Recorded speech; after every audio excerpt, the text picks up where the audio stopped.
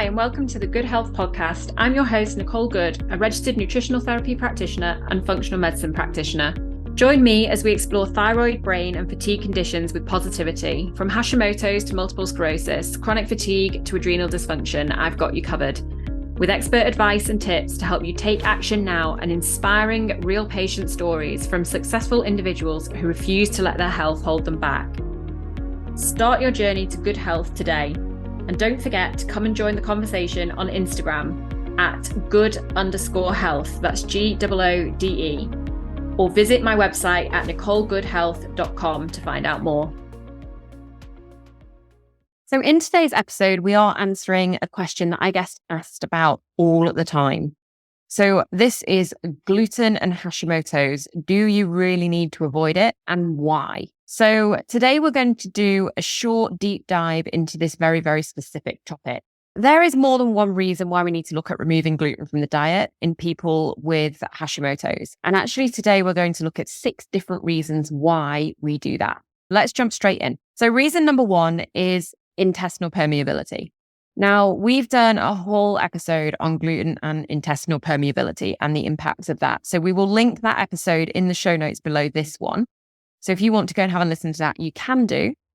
But what we're going to look at here is specifically how this impacts in terms of Hashimoto's. So with any autoimmunity or thyroid condition, it is common that intestinal permeability is a root cause. Now, it may not be the sole root cause because there's rarely just one. We usually find that, there's a few different root causes that come up. But intestinal permeability is one of the common root causes. Intestinal permeability is when the cells up the intestine wall, which we call tight junctions, open up wider than we want them to. So these tight junctions, this particular type of cell, they should open up to some extent because by doing that, what they're doing is allowing nutrients through into your bloodstream. So this is how we get vitamins and minerals through into our bloodstream and get them absorbed by the body. But as they open up wider, they allow things through that should be eliminated through the digestive system. So these nutrients and vitamins are quite small molecules. We don't need these tight junctions to open up very much. A lot of the molecules that need to be eliminated are larger. So by opening up these tight junctions wider, we are letting more and more things through from the digestive system that should be eliminated into your bloodstream. Now, once these things are in your bloodstream, there is only one way to eliminate them, and that is the immune system. So the immune system must be activated in order to come and mop them up. So with autoimmunity, such as Hashimoto's and actually Graves as well, the last thing that we want is a constantly activated immune system. So we have to remember that if you have Hashimoto's, we look at these antibody levels. We measure these TPO and TG antibodies, and these are elevated in people with Hashimoto's. So these antibodies tag your thyroid tissue. So they don't actually cause the damage, but they basically put like a red flag in your thyroid tissue.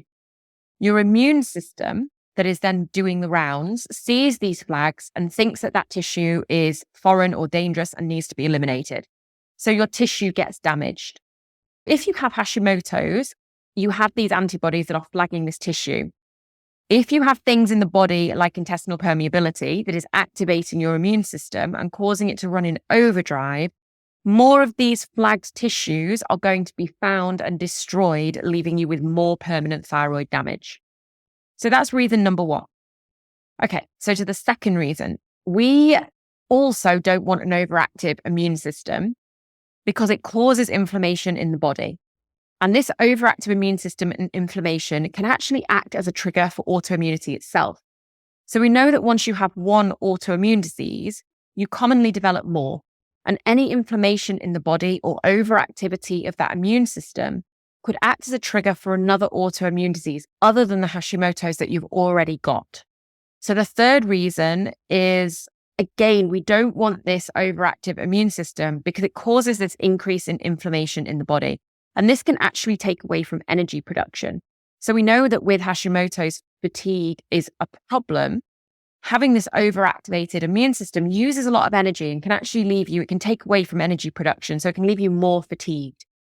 So in thyroid patients, a gluten-free diet has been shown in studies to reduce TPO antibody levels, reduce TG antibody levels, increase vitamin D levels, improve those inflammation markers, and result in less immune reactivity, which actually leads to increased energy. This does also mean that for some, it can result in an ability to decrease your thyroid medication with the doctors as your body reaches better balance.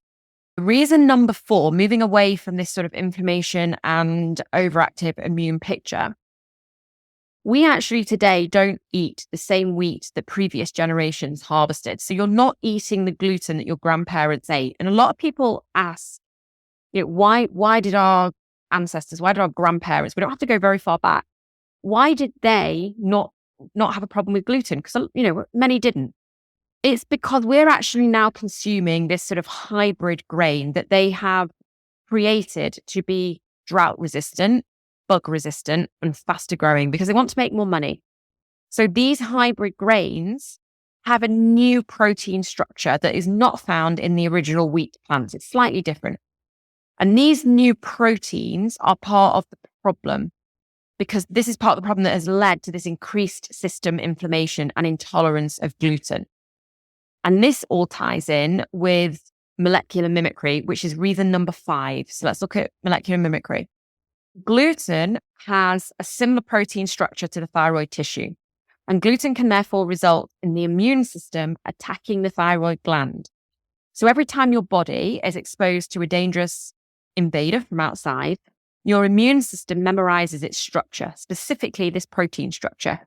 It does this so that it can develop the perfect defense to that pathogen. It can recognize it in the future and keep you safe from it.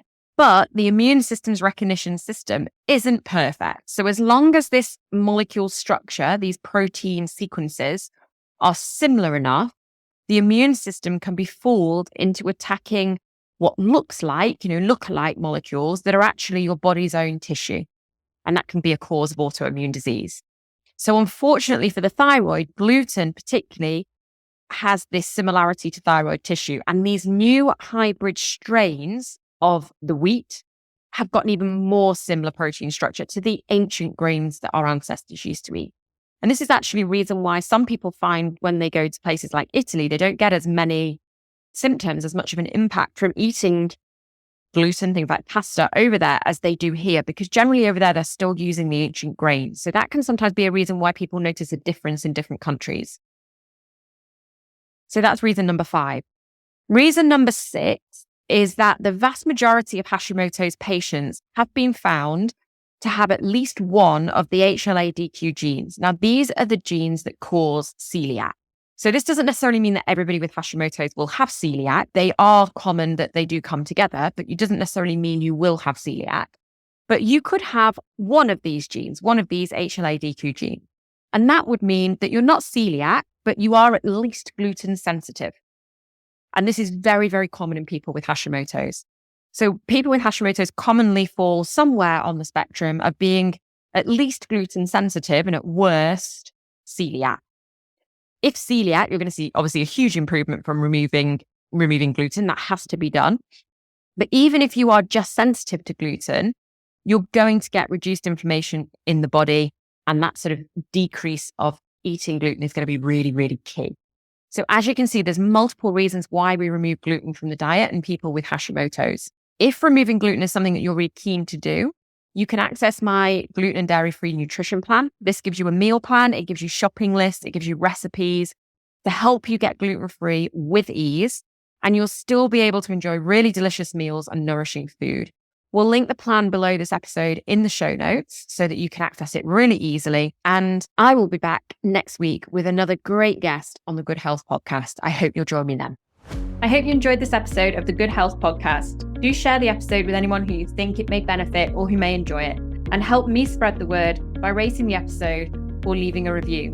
If you want more, you can find other episodes in the series on your podcast app or sign up to my free newsletter. Not only will you get information on new episodes launching, but we cover lots of health topics with the Ask Nicole section where you can send in your questions, my favorite recipes, my favorite products, tips and tricks to help you on the road to good health, and much more. You can sign up free of charge at nicolegoodhealth.com/newsletter, also linked below. I hope you have a lovely week. Don't forget to hit subscribe, and I'll see you next time.